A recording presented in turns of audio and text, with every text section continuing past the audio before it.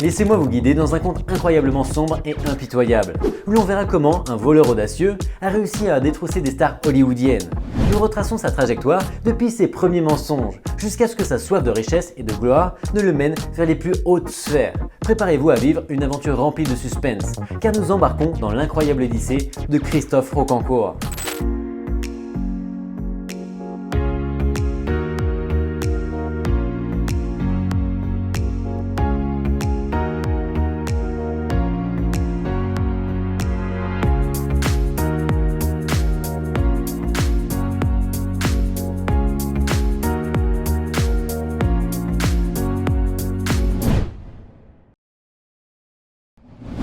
Ce jeune homme est né dans la pauvreté à Honfleur en France en 1967. Aujourd'hui, il a 56 ans. Le genre de parents inutiles qu'il avait ont eu du mal à s'occuper d'eux-mêmes et pourtant, ils ont eu un enfant. Ses parents, Annick Willer, 17 ans, et Daniel Rocancourt, de 10 ans son aîné, se sont mariés et un mois plus tard naissait Christophe. Plus tard, lorsque sa sœur de Christophe est née en 1968, ils ont vécu au même endroit que 8 Miles pour les fans d'Eminem parmi nous. Vous l'avez bien compris, ils ont vécu dans un mobil-home au Bec et Loing. Bon, pas pareil que Eminem pour Bec et Loing, mais ils ont vécu en tout cas dans un mobil-home. Bec et Loing et en France. Et par la suite, ils ont été heureux pendant un certain temps. Le père de Christophe a quitté la petite famille pour mieux gagner sa vie en Belgique. Il était peintre en bâtiment, boxeur raté et malheureusement alcoolique. Pour ajouter à cette situation compliquée, la mère Annick, souvent seule et fauchée, a vite repris son ancien métier, qui est le plus vieux métier du monde par la même occasion, en travaillant avec sa sœur, évidemment, une affaire de famille, comme vous l'avez compris, prostituée. Elle laissait souvent les enfants seuls à la maison. Un troisième enfant, une fille, est né en 1969, mais elle est morte tragiquement peu après. Cette situation et la crainte de l'infidélité d'Annick, ou plutôt on peut dire de son choix de carrière, donne à Daniel l'excuse dont il a besoin pour partir pour de bon. Il ne reverra pas Christophe pendant 3 années. Annick et les enfants s'installent dans la petite maison de ses parents. En été, la petite maison de 2 pièces est supportable, mais en hiver, l'absence d'eau courante et d'électricité la rend presque insupportable. Elle a laissé temporairement les enfants chez leurs grands-parents, mais ne reviendra jamais. Christophe a 5 ans lorsque son père revient dans sa vie. Après une relation ratée avec la sœur de sa mère qui adorait par-dessus tout les enfants, la nouvelle compagne de son père les a rejetés sans ménagement. Les grands-parents ne voulant pas ou ne pouvant pas continuer à s'occuper d'eux, Daniel a laissé Christophe et sa petite sœur à l'orphelinat de Saint-Germain-Village en octobre 1976. Daniel ne renonce pas facilement à l'alcool et meurt ivre et aveugle dans une congère non loin de la cathédrale de Lisieux en 1991. Enfant brillant, Christophe s'intéressait moins au travail scolaire qu'à l'échange de jouets avec les autres enfants ou à l'expérimentation des limites de la gendarmerie locale. En 1978, à l'âge de 11 ans, il a avoué avoir vandalisé une maison du quartier et volé des fruits dans le jardin. Mais chaque fois qu'il avait des ennuis, il pouvait s'en sortir par son charme. Il a toujours été un peu bavard, vous savez. Se souvient son ancien conseiller, Patrick Henoy. Un rapport établi à l'orphelinat en 1979 raconte comment Christophe, négligé, parlait sans cesse de retrouver son père. La suite aurait pu être la création de Christophe, si les autorités n'avaient pas commis une terrible erreur.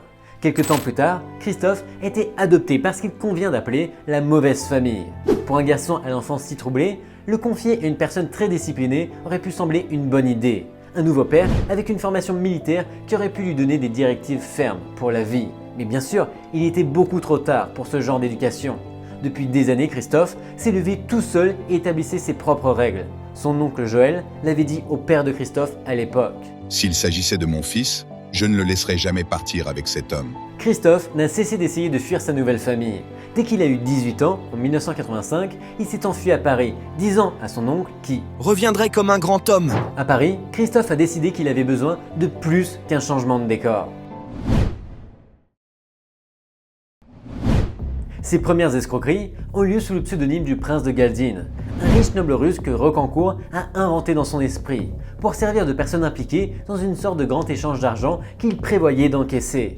Après quelques petites escroqueries impliquant des falsifications et des vols mineurs, Rocancourt a frappé un grand coup lorsqu'en utilisant un alias russe, il a réussi à falsifier des documents d'un immeuble dans le centre de Paris et à le vendre pour 1,4 million de dollars.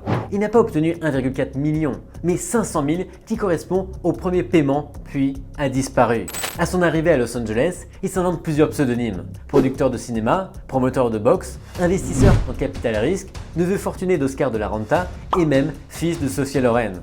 Il a rapidement commencé à se mêler aux flambeurs de la ville, fréquentant les lieux de prédilection des célébrités hollywoodiennes, exposant stratégiquement son argent pour que les personnes importantes puissent être témoins de sa richesse, et racontant ses ambitieux projets d'investissement à qui voulait bien l'entendre. Doté d'un charme naturel, capable de convaincre même les sceptiques les plus cyniques, il ne tarde pas à se faire manger dans la main par l'élite d'Hollywood. Il organisait des fêtes somptueuses et impressionnait tellement ses invités en leur racontant comment il gagnait de l'argent et comment il était sur le point d'en gagner encore beaucoup plus, qui lui jetait de l'argent à la figure en le suppliant d'investir leur argent. Il prenait l'argent comme il se doit, promettant d'excellents rendements qui bien sûr ne se seront jamais matérialisés. Au fur et à mesure que l'argent afflue, il se fait des amis et noue des relations très médiatisées. Il s'est lié d'amitié avec Jean-Claude Van Damme et l'a convaincu de travailler avec lui sur un film, ce qui n'est apparemment jamais arrivé. Il a également vécu avec Mickey Rourke pendant un certain temps avant d'entamer une relation avec le mannequin de Playboy Pierre Reyes. Le couple s'est même marié et a eu un fils nommé Zeus. Cependant, à la même époque, Christophe a une liaison avec un autre mannequin de Playboy, Rhonda Riddell, lui disant qu'il était le fils d'une riche comtesse française. Il séjournait dans les suites présidentielles des meilleurs hôtels, accumulait les factures, mais évitait toujours de payer, prétextant un problème avec sa carte ou une confusion avec la banque. Ses mensonges étaient si éhontés que personne n'osait l'interroger. Et de toute façon, si jamais les autorités le rattrapaient et le forçaient à payer quelque chose, il avait l'argent parce qu'il recevait beaucoup de gens qui lui demandaient de l'investir pour eux. La vie était belle pour lui, devenu multimillionnaire avec une femme éblouissante et une maîtresse tout aussi éblouissante. Il vivait le rêve hollywoodien, mais les fondations de sa richesse étaient loin d'être sûres. Et alors que les factures d'hôtel impayées s'accumulaient et que les prêteurs et les investisseurs à long terme commençaient à exiger le remboursement de leur argent, ses finances ont fait l'objet d'un examen minutieux. En 1997, après une série de plaintes concernant des factures impayées et des investissements non remboursés, la police a fait une descente dans la suite d'hôtels de Christophe. Ils ont trouvé une Rolex en or, un pistolet de calibre 38 non enregistré, un agenda portant les initiales CR, une photo dédicacée de Michael Jackson, un faux contrat de location de jet privé et un véritable passeport américain portant le nom de Christophe Rocancourt, qui, il s'est avéré, avait soudoyé le bureau des passeports pour l'obtenir. Mais il s'agissait d'un vrai, de sorte qu'il a réussi à obtenir la nationalité américaine. Bien entendu, il savait qu'il faisait l'objet d'une enquête et juste avant le raid, il s'était embarqué pour un luxueux voyage en Asie avec un ami qu'il avait rencontré à Los Angeles, Charles Glenn.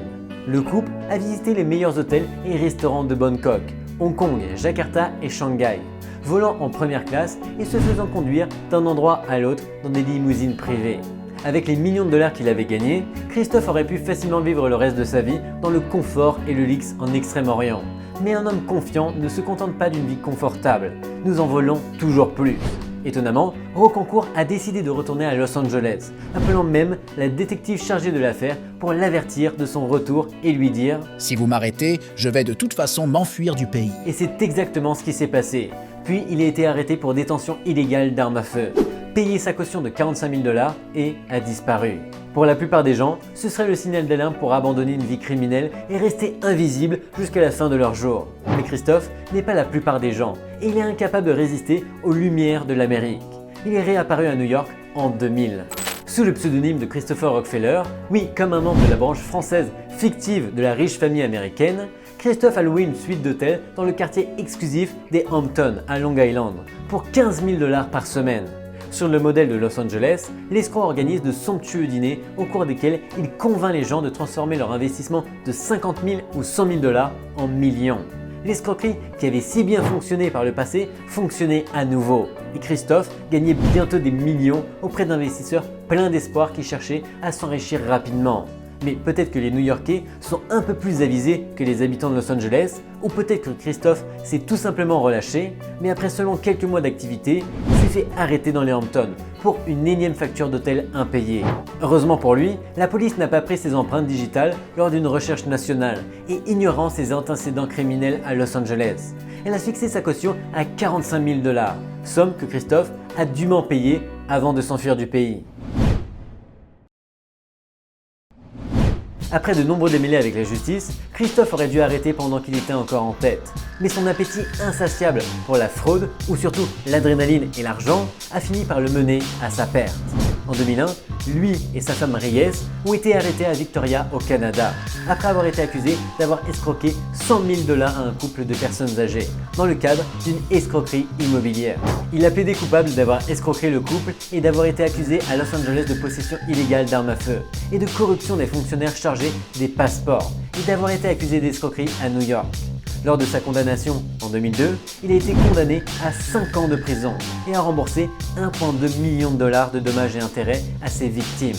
Reyes a nié avoir eu connaissance des escroqueries et a été libéré sans peine. Bien qu'il se soit fait prendre, la prison n'a pas empêché Christophe de gagner de l'argent, puisqu'il y a écrit une autobiographie à succès.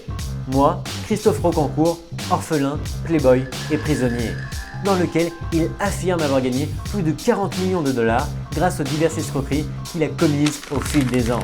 Après sa libération en 2007, il a commencé à fréquenter l'ancienne Miss France Sonia Rolland, avec qui il a eu une fille, et a également été aperçu sur le tapis rouge du Festival de Cannes avec Naomi Campbell. Il semble que sa notoriété d'escroc n'ait fait que l'aider. Et vous, qu'en pensez-vous ? On ne sait pas exactement combien il a réussi à escroquer, mais le chiffre se situerait entre 28 et 40 millions d'euros.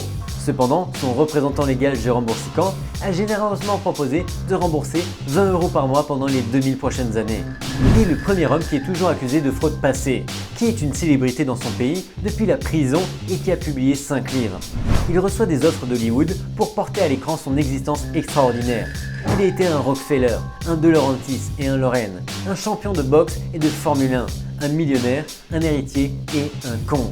Le dernier mot revient à Christophe Rocancourt. J'ai l'impression de dormir, de somnoler, et c'est là que ceux qui m'entourent commettent leur plus grande erreur.